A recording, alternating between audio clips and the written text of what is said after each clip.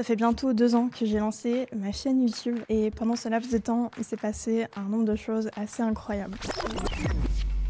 Au tout début, j'ai réalisé mon goal ultime de devenir ambassadrice Notion. Et à ce moment-là, j'étais assez loin de réaliser tout ce qui m'attendait encore. Quelques mois plus tard, je suis devenue consultante certifiée par Notion, qui était pour moi un palier gigantesque. C'est un peu les Avengers de Notion et les choses se sont faites vraiment très très vite. Aujourd'hui, je vis à 100% de mon activité autour de Notion. Sur la chaîne, on est presque 6200 à l'heure où je tourne cette vidéo. Et bientôt, je m'envole pour Dublin et je vais rencontrer là-bas un des cofondateurs de l'outil. C'est quelque chose auquel je ne m'attendais vraiment pas quand j'ai commencé tout ça. Et je trouve que c'est aussi sympa de vous partager un côté un peu plus personnel où je vous parle clairement droit dans les yeux. Et parce que même si c'est très sympa de parler de Notion et on adore tout ça, généralement vous avez aussi beaucoup de questions sur ce que je fais, sur mon métier et sur la façon dont je le fais. Alors aujourd'hui, on se retrouve pour la FAQ numéro 2 avec des questions que vous m'avez posées sur mes réseaux. Ne vous inquiétez pas, le sujet, ça reste quand même Notion. Alors on va démarrer avec une première question. Que recommandes-tu à quelqu'un qui a essayé Notion,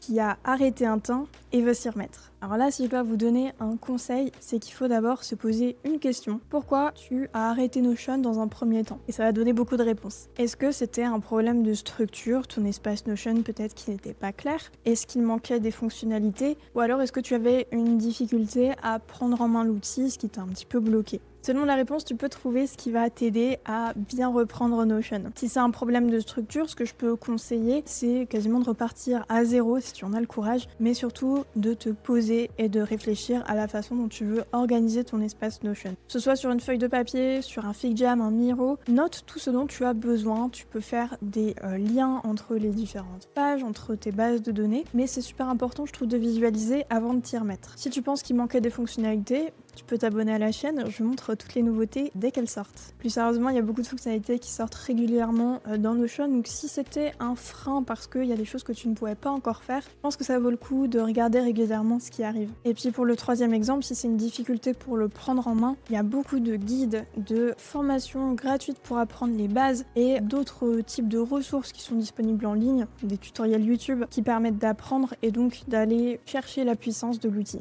Ensuite, pour bien ancrer Notion dans son quotidien, je vais donner un petit tips de James Clear qui donne dans Atomic Habits. Parce que quand on veut ancrer une habitude, il faut la rendre obvious, donc évidente. Si tu utilises Notion sur ton téléphone, mets l'application, ajoute un widget sur ta page d'accueil. Si tu l'utilises sur ton ordinateur, mets Notion en favori, en page d'ouverture. Fais quelque chose qui va le mettre assez en évidence pour que tu aies envie de l'ouvrir et de reprendre cette habitude de l'utiliser. Quel a été ton plus gros challenge cette année? Clairement, c'était la sortie de ma formation Notion. C'était un travail monstre sur l'écriture, sur la création des exemples, des modèles. Vraiment, j'ai complètement sous-estimé la charge de travail que ça prendrait si je voulais avoir un résultat qui me rendait fière. Et pour ça, si je dois être totalement honnête, ça faisait 1 an que je repoussais la sortie et la production de cette formation. C'était un moment vraiment compliqué parce que je voulais pas affronter le fait que ce que je produisais n'était pas encore assez par rapport aux attentes que je voulais. Heureusement, j'ai une super équipe qui m'a aidée. JB pour l'écriture, pour le setup du studio dans notre salon, sur le montage et surtout le soutien émotionnel. Adrien aussi pour le montage et Lauralie pour toute la communication qu'il y a eu avant, pendant, après et encore aujourd'hui. Et franchement, là, je suis hyper fière de la production qui est hyper pro, de la communication qu'il y a autour et puis de tout ce qu'on continue d'alimenter, parce que je fais des webinaires chaque semaine avec mes apprenants et du coup, chaque semaine, il y a encore plus de choses qui se rajoutent et je trouve ça trop cool. J'aime beaucoup le système qu'on a mis en place. Mais physiquement et mentalement aussi, ça a été absolument titanesque et ça a été une période compliquée. Sortir 75 vidéos autour d'une thématique, de faire toutes les ressources autour, c'était pas un travail facile, pas du tout. Mais aujourd'hui, je suis super contente parce que tout plan confondu, il y a bientôt 1000 personnes qui ont rejoint la formation et j'avoue que c'est le petit milestone là qui me fait plaisir. En parlant des certifications, il y a combien de tests? Tu as mis combien de temps pour être certifié? On m'avait déjà posé la question lors de la FAQ précédente, mais le système a changé. En tout, aujourd'hui, il existe 3 certifications, plus le titre de consultant qui est maintenant à côté. Avant, le consultant certifié, c'était une certification en elle-même. Maintenant, c'est vraiment un programme à part. Sur les 3 certifications, il y a plusieurs degrés de difficulté et tout simplement, on les passe avec un QCM. Parmi les certifications, vous avez le Notion Essentials qui est le plus simple, sur lequel vous allez retrouver des questions sur les fonctionnalités de base dans leur ensemble. Vous avez la certification Settings and Sharing qui va vraiment être à propos des droits d'utilisateurs, des paramètres, dont des paramètres qui sont sur les plans business et entreprise qu'on n'a pas tous l'habitude d'utiliser. Et enfin, il y a la certification Advanced qui est beaucoup plus complexe. Elle va avoir des fonctionnalités avancées comme les formules, les automatisations, mais aussi parler de méthodologie, de framework, de structure d'espace Notion. Pour les consultants certifiés, le parcours est un peu différent. Il faut déjà avoir toutes les certifications et ensuite déposer un dossier, passer une interview, faire des cas pratiques. C'est beaucoup plus costaud. Personnellement, ça fait 4 ans que j'utilise Notion. J'ai passé les certifications, enfin j'ai commencé il y a 3 ans et ça fait 2 ans que je suis consultante certifiée. Le plus long, c'était probablement l'attente entre chaque phase parce qu'il y a des vérifications. Il faut passer le cas pratique et puis ensuite il faut passer l'étape suivante, etc. Et en gros, ça m'a pris environ un mois et demi à tout passer. Ensuite, comme il faut avoir prouvé qu'on a déjà travaillé avec de vrais clients sur des missions d'espace Notion, c'est pas officiel, mais du coup, il y a aussi du temps en amont pour commencer à développer son activité. Un peu sur la même thématique, ton meilleur conseil avant de passer un examen Notion. Pour moi, avant de passer les tests et surtout les 2 premiers, ce que je pourrais conseiller, c'est d'aller totalement relire tous les guides, tous les articles de Notion, tout ce qui est officiel parce que déjà c'est très bien expliqué et il y a quelque chose qui est très complet. Relisez ces guides, essayez d'assimiler bien tous les termes parce que les questions sont quand même très spécifiques. Je vous conseille de lire les articles en anglais parce que le test est en anglais. Ça peut être un peu perturbant si vous n'avez pas les mêmes termes et du coup vous n'allez pas forcément faire le lien si vous ne le connaissez pas. Particulièrement pour la deuxième sur les paramètres droits, etc. Allez voir vraiment tout ce qui existe dans les droits, même si vous n'avez pas le plan business et entreprise parce qu'il y aura des questions dessus. En tout cas, pas de stress non plus, il y a un timer de 90 minutes. Personnellement, je les ai passés en 30, 40, en relisant même mes réponses. Donc si vous savez aussi que l'anglais c'est peut-être une petite barrière, n'ayez pas non plus trop peur parce que vous allez avoir du temps pour bien lire les questions et réfléchir à vos réponses. Est-ce que tu as un système pour définir tes tarifs de modèle Notion? Eh bien, plus ou moins sur mes modèles récents, j'essaie d'avoir des prix fixes qui vont varier selon plusieurs paramètres. Même si en vrai, beaucoup de mes modèles reste gratuit et pour moi ça fait aussi partie de certains de ces critères. Un modèle, je le partage gratuitement si c'est usage très général comme de la gestion de projet, de la liste de tâches, suivi d'habitude. Si c'est pour un usage personnel et que c'est une page assez simple aussi, généralement ils vont faire une page et ils vont avoir entre 1 et 3 bases de données.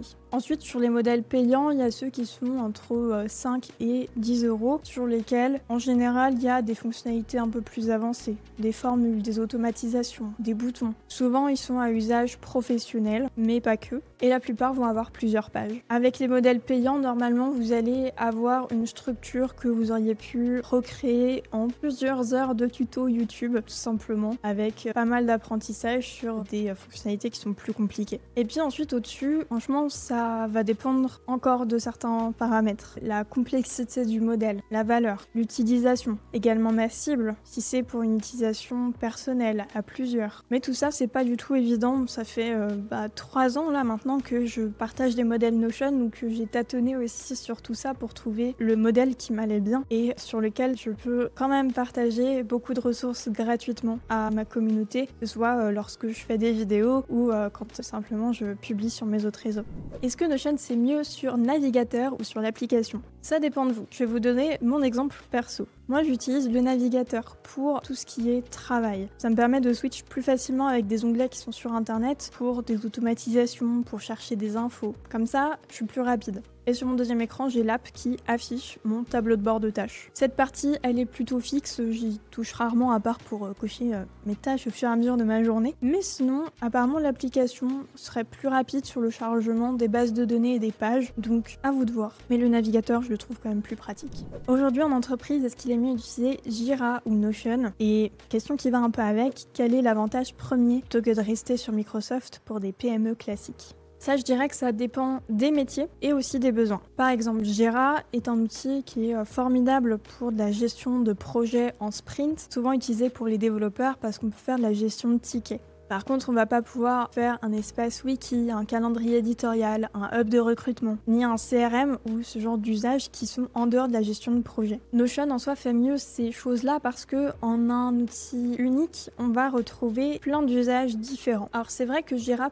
peut être plus puissant sur certaines fonctionnalités de gestion de projet parce que c'est un outil qui est dédié à ça. Mais la modularité qu'a Notion par rapport à d'autres outils pour avoir des usages très divers, eh bien, je trouve que ça fait vraiment sa force. Après, pour Microsoft, il y a toute une suite d'outils quand même que Notion n'a pas. On peut pas faire de slides, de visioconférence, de chat, ni même de stockage de documents. Donc c'est encore un petit peu différent. L'avantage de Notion ici reste le même, c'est que c'est un outil très puissant pour les opérations. Et là, pour Microsoft ou même pour la suite Google, ça marche aussi. Je pense que Notion est très puissant pour l'utiliser en complémentarité. Surtout que Notion peut se connecter très facilement à tous ces outils. Jira, Google, Microsoft, etc. Il va pouvoir faire des intégrations. Et comme ça, on peut faciliter l'accès à ces infos qui sont sur les autres outils, comme par exemple certains dossiers de son Google Drive ou OneDrive, les mettre dans une page projet pour les retrouver facilement, au lieu de se connecter sur OneDrive et chercher dans quel dossier, de quel dossier, de quel dossier, l'information dont on a besoin se situe. Et je pense que Notion, dans leur positionnement, se mettent pas en opposition complète à ces outils-là, mais l'objectif c'est vraiment que tout vienne faire un seul outil et que tout soit vraiment centralisé. Bon et bien voilà, on arrive à la fin de ces questions, mais si vous en avez d'autres qui vous sont venues entre-temps, vous pouvez les poser en commentaire, je vous y répondrai aussi. En tout cas, je veux vous dire un grand merci pour votre soutien sur ces 3-4 années pendant lesquelles justement j'ai démarré cette activité et aujourd'hui je vis de ma passion et c'est grâce à vous. Au plaisir de vous retrouver sur l'internet, toutes plateformes confondues.